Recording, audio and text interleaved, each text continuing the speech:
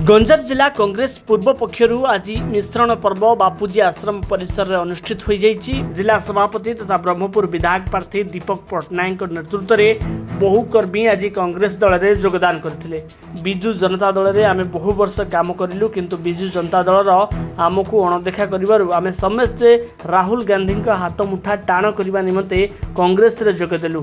यह अवसर में वरिष्ठ नेता प्रदीप बेहरा, माइनॉरिटी सेल जिला सभापति इलियास अहमद खान, जिला मीडिया सेल चेयरमैन तसत सुबुद्धि प्रमुख उपस्थित रे आज मिश्रण पर्व अनुष्ठित होता।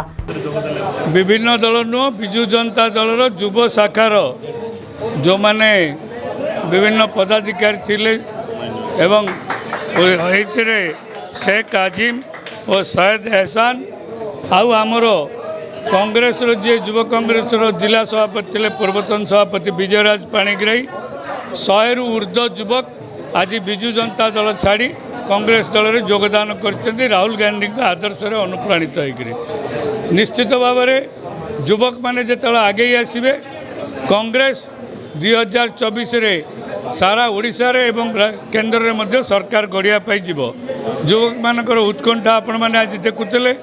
बिजु जनता दल प्रति से बीतस्पृह हो जाइछन्ति।